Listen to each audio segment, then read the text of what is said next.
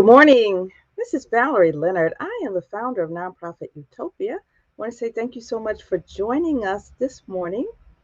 As you may or may not know, we are focusing this month on veterans as well as fundraising. And today we're going to talk about fundraising. All right. Specifically, we're going to show you how to develop a case for support and develop a fundraising plan. I like to call the case for support the most important document that's almost never written. And that's a huge mistake that many of us make. We're so busy doing the proposals that we don't necessarily want to take the time to do the um, the case for support. All right. So at any rate, I want to ask you to just hold on one moment. I am going to share my screen and then we will get started. I'm asking you to please, if you have any comments, if you have any questions, to put those in the chat, and I will get to those, just as soon as we're done with the presentation. All right, so we're going to talk about how to develop a case for support, as well as how to write your fundraising plan. And before we do that, I want to tell you a little bit about Nonprofit Utopia. We're the ideal community for emerging nonprofit leaders, and we have created a safe space where you can innovate and talk about some of your concerns. And we want to make sure that we develop the next generation of ethical nonprofit leaders. And the way we do that is through professional development, through live streams such as these. We have an online community, we have online courses, as well as coaching. And our overall goal is to give you the tools that you need to develop your own leadership skills and also to develop your own organizations. And our vision is to train up to 50,000 ethical nonprofit leaders between now and 2033. If you want to learn more about us, go to nonprofitutopia.com. And you can also go to nonprofitutopia.mn.co so that you can join the community. A little bit about myself. I have over 30 years experience working in the nonprofit arena. Most of that experience has been as a consultant, although I have run a nonprofit organization and I have served as a financial, I'm sorry, as a financial analyst for a major hospital. But I focus primarily on capacity building, and I also host the nonprofit Utopia blog talk radio show, and I teach courses online, some of which I've developed myself, and I also teach for UIC. I have a master's in management from Kellogg as well as an undergraduate degree from Spelman College. And, just so you know, I have found, over the years with my work with nonprofits that there's a tendency for us to go right into the grant writing, but not taking a step backwards to actually do a case for support. And as I mentioned before, I call the case for support the most important document that's almost never written because we're so pressed for time. We just go right into writing our proposals and responding to RFPs that we don't take the time to step back and really reflect on who we are, what what we do and why we do what we do. And as a result, there is a danger in what we call mission creep, just going after money to get money in our doors without making sure that the money funds are in alignment with what it is we're trying to do. All right, so we got a lot to cover today. We're going to help you to really understand how to do a case for support. We want to help you write a compelling case and then use that case for support to anchor your fundraising and develop a fundraising plan. So we're going to talk about 45 minutes or so about how to do your case for support, and then you'll have an opportunity to ask any questions and participate in any live chat. I suggest that you post in live chat as we go so you don't have to remember your questions, and then when I'm done I will respond to your questions, and you will have a recording. You'll have access to this recording on YouTube. And then, if you are a member of the nonprofit Utopia community, I have already uploaded, several files that you can use so that you can get started doing your own case for support as well as your own fundraising plan. All right. So, as I indicated before, we are so caught up in responding to proposals that we don't take the time to do the case for support. And as a result, we get to be really, really scattered and reactive versus proactive. So we're here to learn a more systematic approach. So we'll start off by giving you a definition for the case for support. And if you are one who is into mutual funds, you should be familiar with the term prospectus. A prospectus, when we're investing, basically lets us know, what the mutual fund is about and what we could expect to find in terms of performance. Looking at past performance, what we might expect in the future, right? Even though you can't predict the future, it's a really good indicator of what the future is. So, likewise, the case for support, in philanthropy, it's like an investment prospectus, right?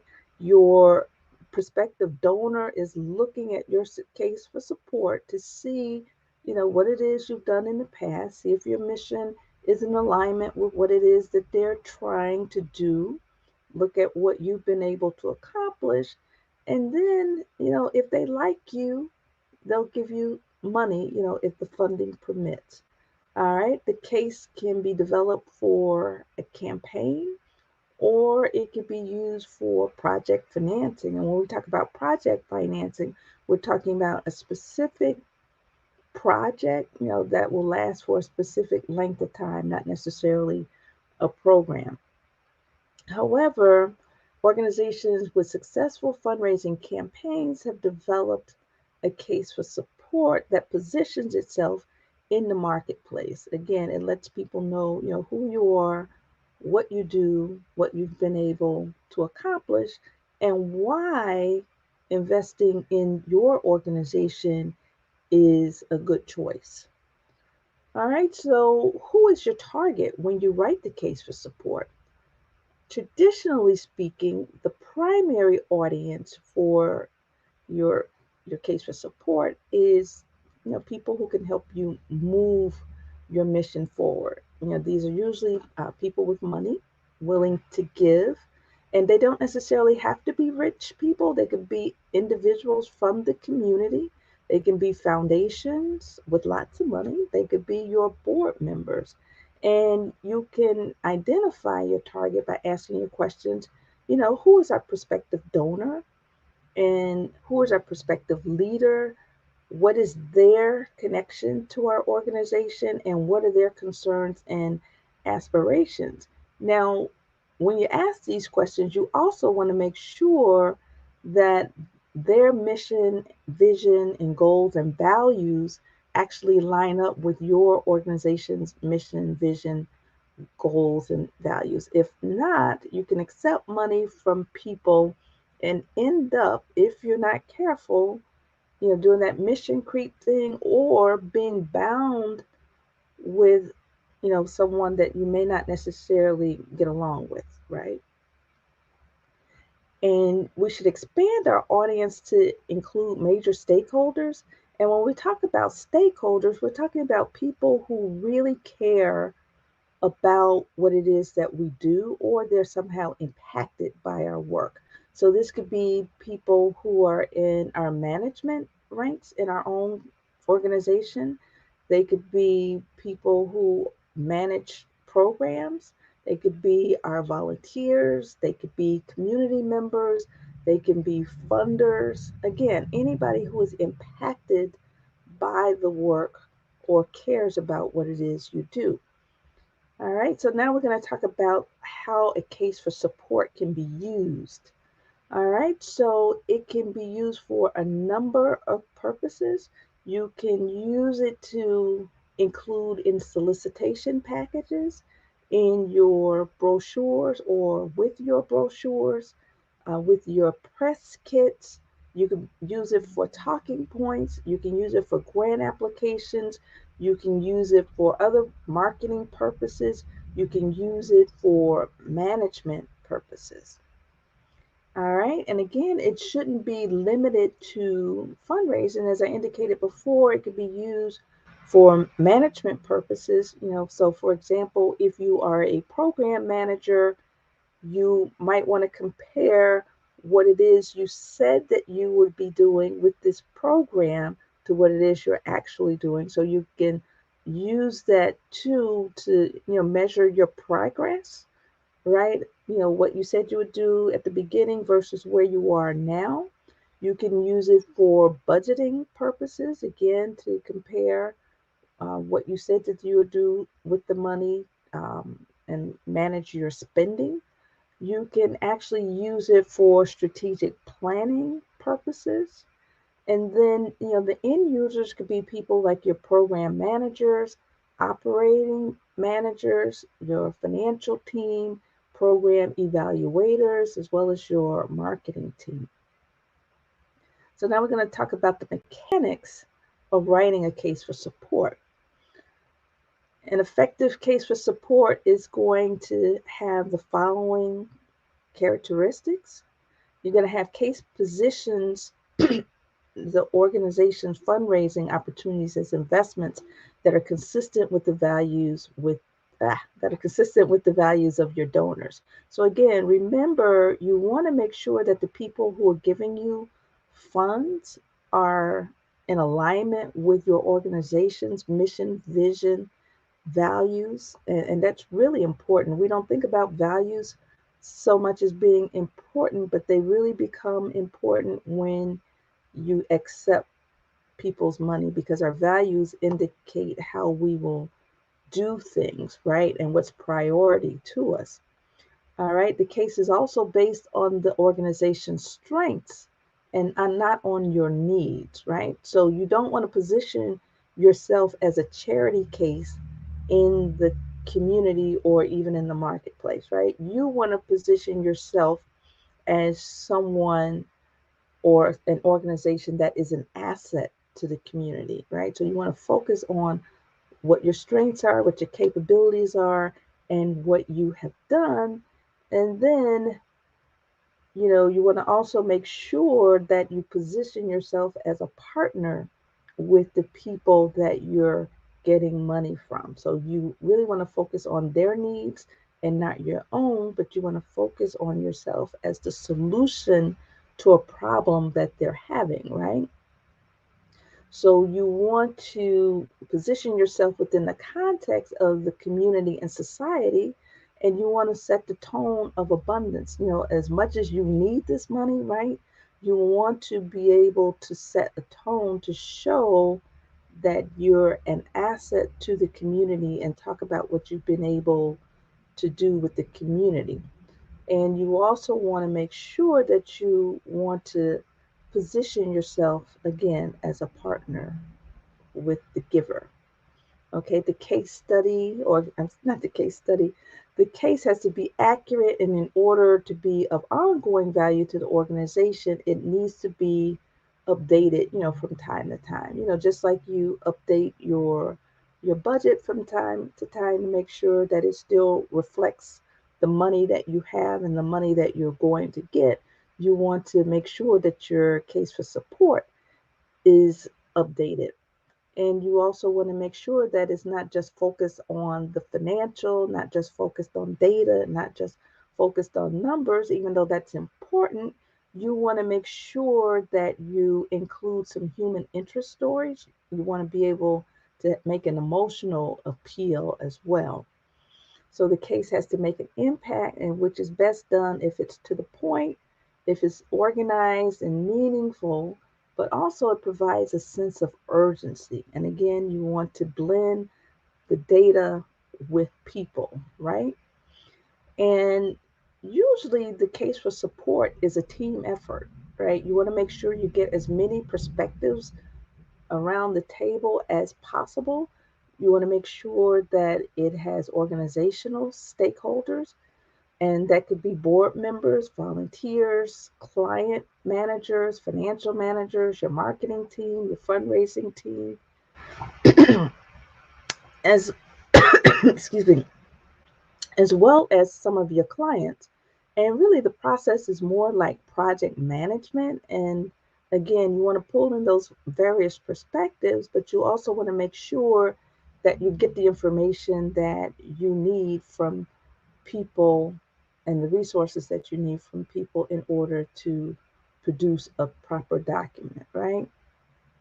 So not only is it important to have your team to get a better written document, but you also want to have better buy-in from the people that you'll need, right?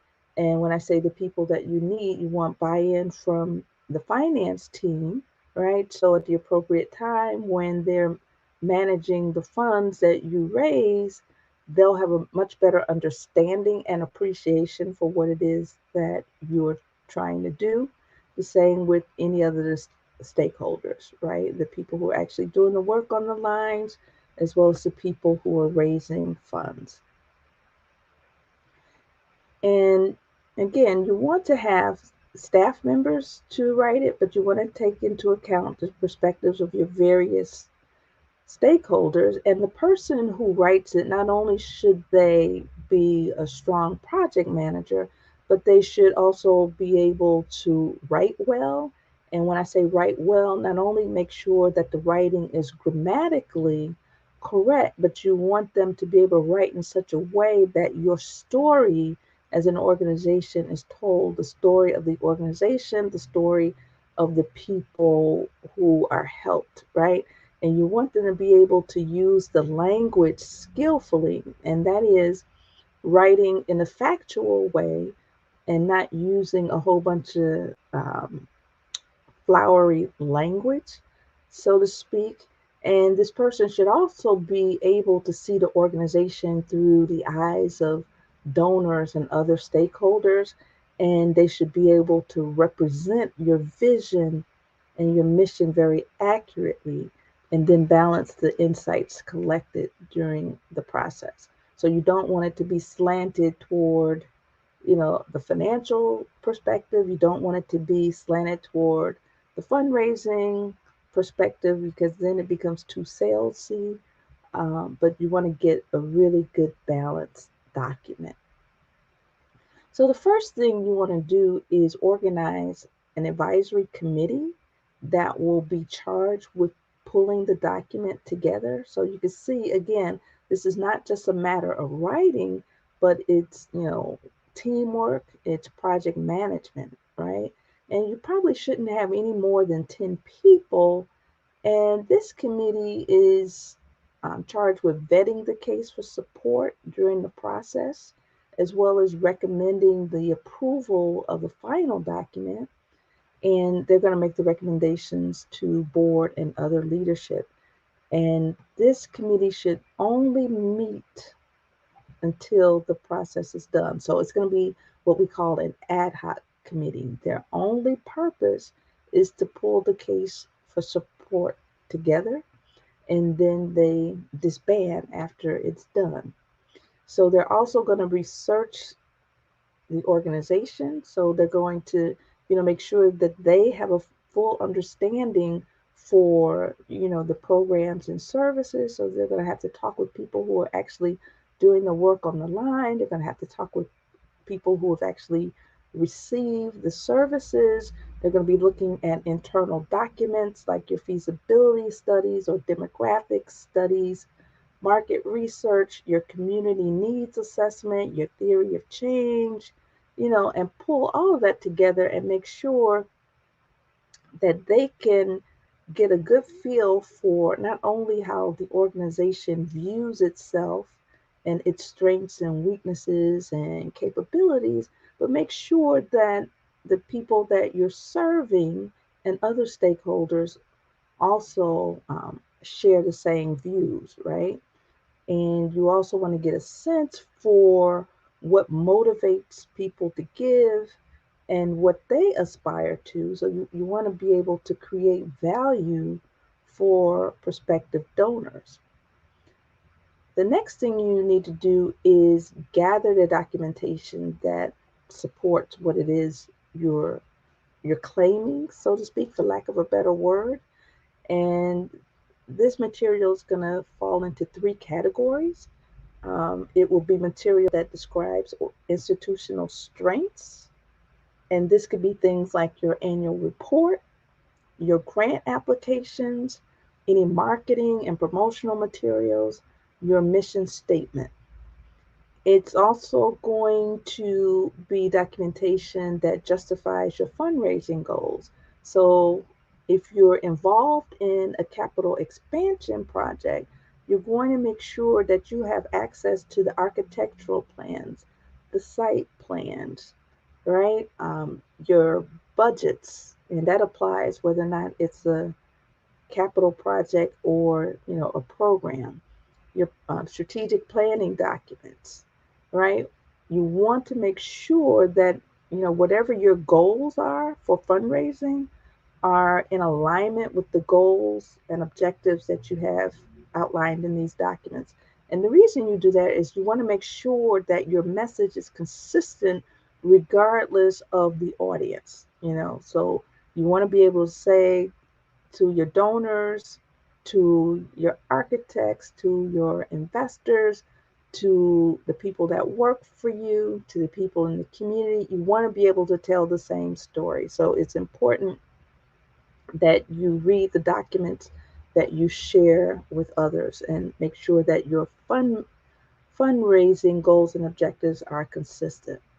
And then the third type of document you want to pull to the table is those documents that show the issues and communities addressed by the organizations.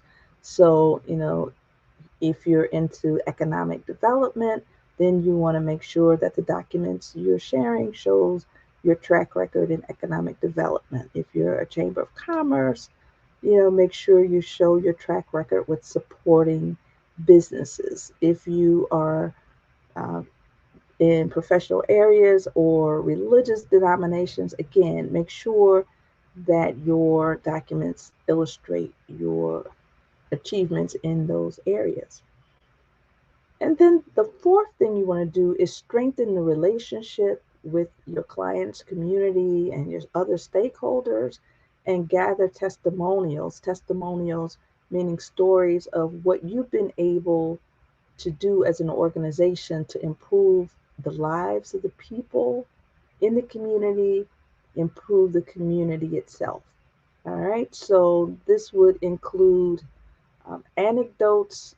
You also interview people who can make the campaign a success, and more and more.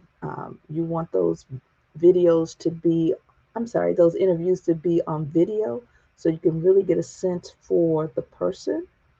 And then you want to make sure that whoever you select can really connect with major donors or staff and volunteers. All right, and then the next thing you do is obviously draft the case for support, and you want to share it first with the advisory committee, and then you also want to include, other key organizational leaders, and then any additional donors and volunteers the committee may suggest. So you want to run this past people who are already giving you money, and that will solidify your relationship with them, and it might strike up, another conversation that leads to even more funding from them.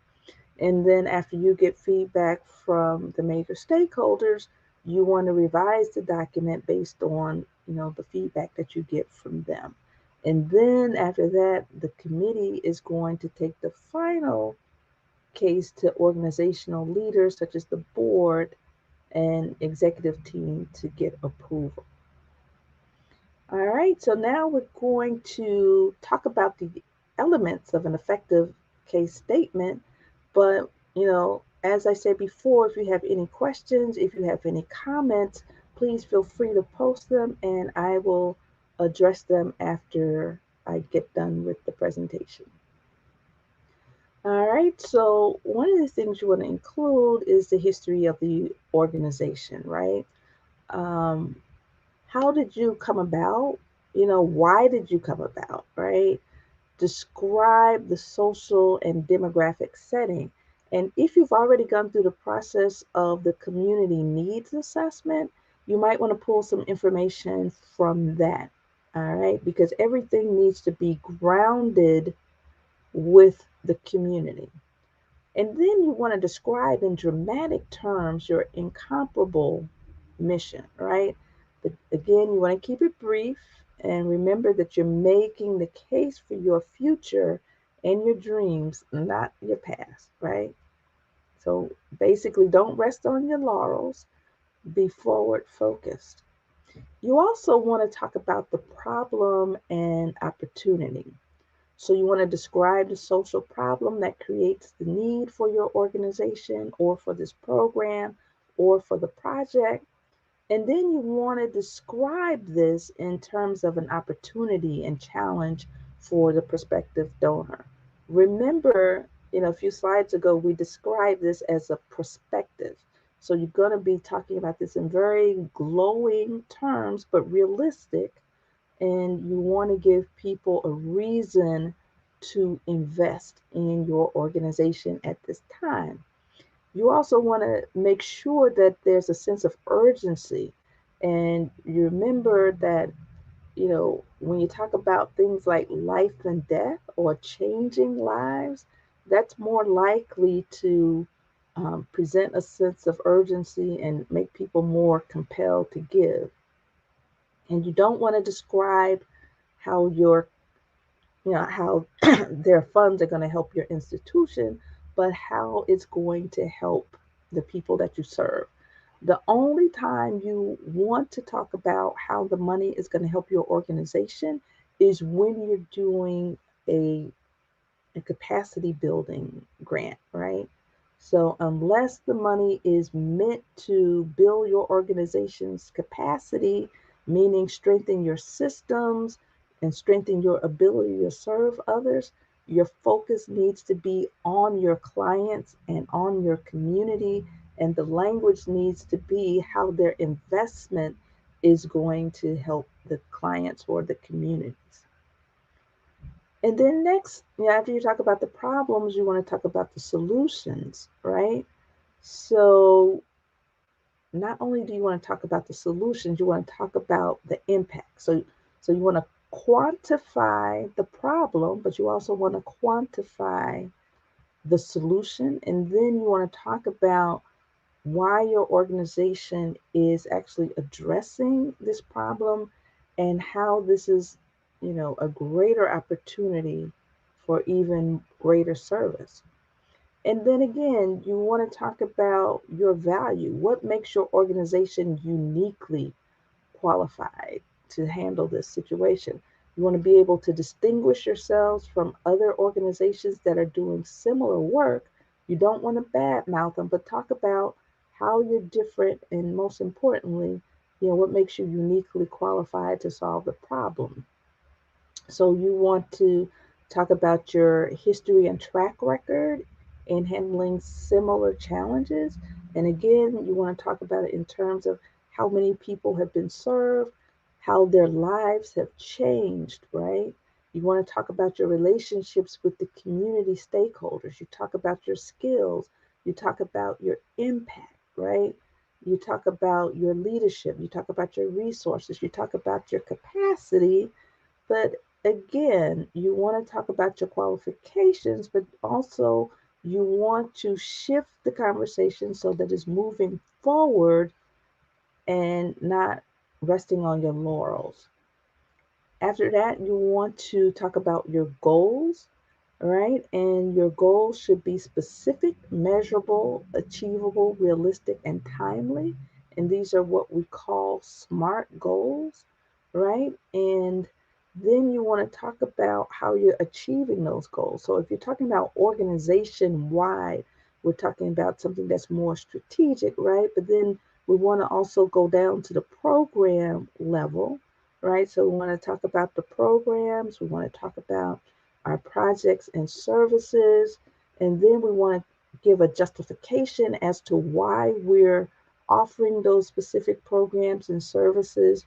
And then we want to talk about our programmatic goals and objectives, right? And then we want to talk about how much money we need to raise. And again, this is, ideally it's a document that's going to impact the whole organization. And then people who are running various programs can pull information from various sections of the case for support so that they can do their proposals for their programs. All right. So, in the financing of the proposed plan, who should be responsible, right? What are the goals of the funding that will combine to make the goal, and what part does private philanthropy play in that equation? And be sure that this section is realistic, right? So, here's the fundraising equation. One, you want to have enough money to fund programs, and this is our total fundraising net of any expenses that we have to pay, expenses for having events, expenses for having people actually raise the money. And then we want to make sure that there's a balance between the risks we're taking and the reward. And that's going to vary based on organization, it's going to vary based on what it is that you do. And those two taken together make for a healthy fundraising program. And then the plan itself is basically how you're going to raise the money. What are the steps that you're going to take in order to meet your fundraising targets, right? So, where's the money going to come from? How are you going to raise it? How is it going to be used? And within what time frame? And then you have to also look at how funders can help you, right? And that really, goes beyond just giving money. In an ideal sense, you want to make sure that, yes, you have a funding conversation, but your funders over time can actually be your partners. They could be a partner in helping you to think about how you're going to tackle some of your biggest problems. But while you have them here asking for money, you want to tell them how they can help you, how can they give, um, and let them know whether you need cash or in-kind gifts. Um, they can help you through grants, they can help you through donations, and what we call program-related investments or PRIs, and those are low-interest loans. And then at the end of the day, people are giving to people and they're giving to leaders, right? So the case for support should include the names and qualifications of people who are leading the organization, people on your board, people who are in executive positions, people who are running the programs, right? And then at the end of the day, you want to make sure that you describe these people's qualifications in the context, that gives people comfort that they can lead the organization, they can run these programs. All right, the case for support can also include, your plans and specifics for your project. So if you're doing, say, a capital plan, where you're doing an addition to the building, you might want to include things like architectural drawings. Um, and if it's a program, you might want to have a data visualization to show the impact that you're making. And you can also include fundraising details, right? So You might want to have your campaign goals and indicate whether or not it's for capital, for program, or an endowment. And then you want to make sure that you have, information that they're accustomed to having, and that's going to vary based on the type of um, case for support this is, whether or not you're raising money for capital or programs. And then you want to also talk about benefits and recognition. You know, donors love to be recognized, just like, every one of us loves to be recognized. They also like to have other benefits of membership, so to speak. So you might want to include some of the benefits of giving, and outline, what those could be. It could be a naming opportunity. It could be, and when I say naming opportunity, you could name a wing of a building after them. You could name a conference room after them. It could be their names mentioned on every press release that goes out, every brochure. But whatever it is, indicate ways that they will be recognized or some other benefit that they might think that's important. All right, so here is a sample outline. It starts off with the history, a community needs assessment, then your goals and objectives, and your vision, description of your programs and services, the impact that you expect to have, and then your fundraising goal, right? So, again, remember everything starts off with the community needs, right? And then I would even take it one step further. Describe the community need, even though they're needs, but describe the needs in terms of the assets that are already in the community for the people. So you're not focusing on the negative, so to speak. You want to talk about the issues in the community, some of the trends, how they impact your target, and who's already doing the work. And then you want to talk about how your organization can fill in some of the gaps or even partner with others who are doing the work. When you talk about your history, you want to talk about your history in a way that demonstrates that you are a good steward, you can manage money, you've already had an impact in the community doing similar work. When you talk about goals and objectives, you want to make sure that your goals and objectives are actually helping to address a problem that has already been outlined in your community needs assessment, right? And remember, the goals are what you want to do, and the objectives are going to be how you achieve those goals. And then the vision is, a roadmap, right?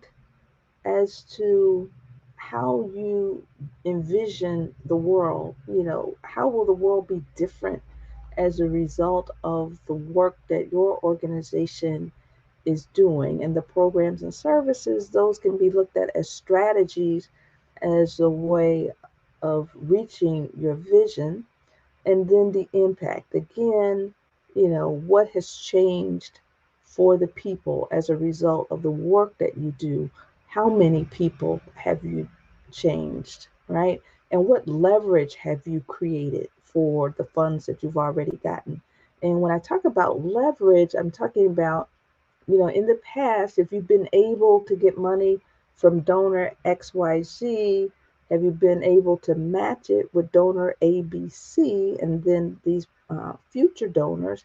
And how are you going to pull all of those resources together to make an even bigger impact? So that's what I mean by leverage. And then obviously you want to talk about your fundraising goals. What's the ask? How much money do we need? And how can the donors help in raising that money or giving that money to you? All right. And here's a list of different places or sources that you can go to get the information that you need for your case for support. It could be things like your annual report, your Form 990, program logic models, your needs assessments, collateral and marketing materials, program evaluations, your monitoring reports to other funders, your board contact lists and bios, budgets, mission statements, vision statements, fundraising plans, strategic plans, capital plans and budgets, and architectural drawings. So, as you can see, writing the case for support is a whole lot more complex than it looks, but I can guarantee you that if you take the time to put in the work and make it as comprehensive as possible, you'll one have a more cohesive message, for marketing, for fundraising, and even internally.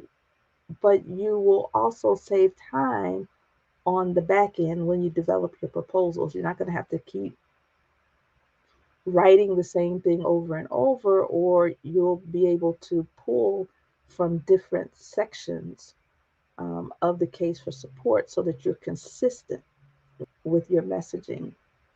All right, and here's some tips. The first thing you want to do is review core organizational documents.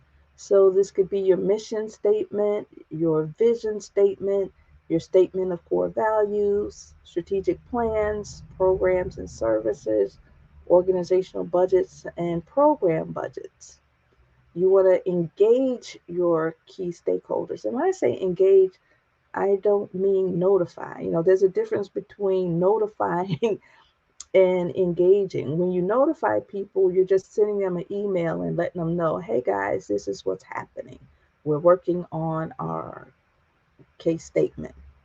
No, engagement is actually, sitting down with people, getting their ideas, making sure that they're heard, fleshing out the ideas, and making sure that when the document is done, everybody who has helped you can see themselves or see something that they added to the process. So, your board members, your executive director, your CFO, your program staff, your fundraising and development staff, these are people that should be engaged, not to mention your clients, the people who actually benefit from your services. It might help you to sit down and talk with a couple of them in a focus group or interview one on one to get their insights, right? And really, and again, it's not just a matter of sitting down with people, but actually taking their advice and not just doing it your way. All right. And you also need to understand your organization's cash flow. All too often, when we do a case for support, we're focusing on the needs assessment, what our community needs, what our clients need, and how much money we need. But in many instances, we as fundraisers don't align what we're asking for or are planning with the organization's cash flow, right? There may be a mismatch. So you want to make sure that you have a talk with your CFO, your chief financial officer, controller, and make sure that you understand the cash flow of the organization. How much money is coming in, when it's expected to come in, from what sources, and when is expected to flow out, what is expected to be spent on, and then that way you can forecast your needs more accurately. So you want to make sure that you and your organization has fully developed organizational as well as program budgets. You want to also divide those budgets, not just have it be a static budget where you're just looking at the year's income, revenue and expenses, but you want to also divide that budget in cash flow, right? And monthly cash flow, how much money you need each month. You want to again determine how much of that money is needed for different programs, for overhead, and then if there's any gaps, right? Looking at how much, and I'm at number 3, looking at money, how much money you have on hand, how much you expect to receive from where and when. And again, if there are any cash needs, those months that you might be running a deficit, that will give you a really good clue as to how much money you need, right? And then you want to identify ways to cover your shortfalls and then develop monthly cash flow projections. And then again, you want to make sure that your fundraising plan mirrors the cash flow projections on the financial side. Okay, so how much money do you need overall, for that whole year? How much money is needed for each of the programs? How much money is needed also for overhead? So there are a number of strategies that you can use and include in your plans. Individual giving. So believe it or not, individuals are the largest segment of giving for nonprofit organizations, even more so than the government. Then you want to look at major donor groups, like your board, right, or finance committee or development committee. You want to host special events. You want to have direct mail, email, marketing, telemarketing, calling, dialing for dollars. You want to have online and e-giving. You want to obviously use grants, have corporate giving programs, use the United Way. You want to have minor donor groups. And those could be groups that you even develop, right? You might have a junior advisory board or something like that. You want to have participatory fundraising. And an example of that is fundraising, right? And then annual giving, Giving Tuesday is right around the corner. Um, you want to also have a multi year giving campaign so you can have funds coming in not just 1 year, but for several years. And then you also want to outline a timeline for your fundraising plan. All right, so what's your overall fundraising target? What strategies are you going to use? What are your goals or targets? What activities are you going to engage in to raise money? Who's going to be responsible?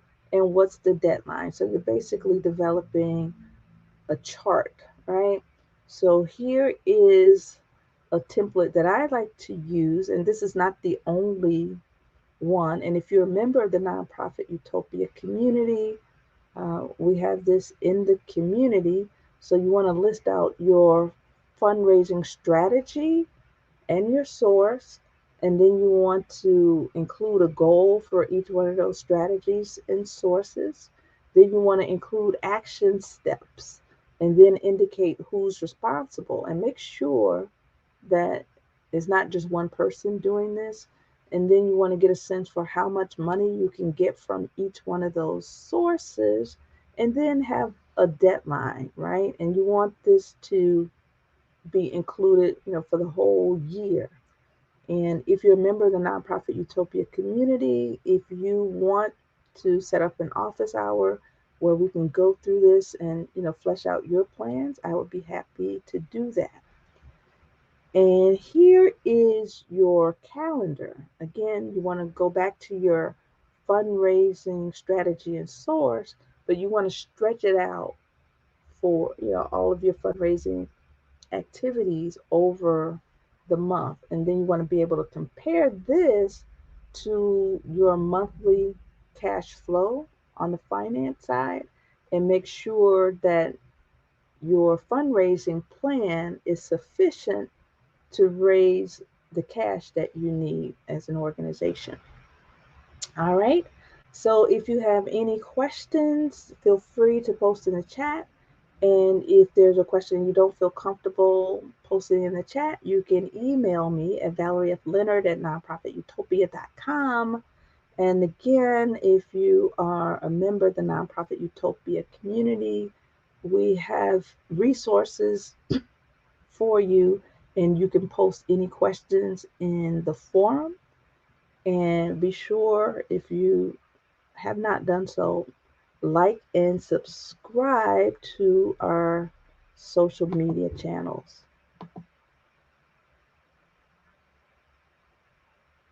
All right. Are there any questions? So far, I don't see any questions posted.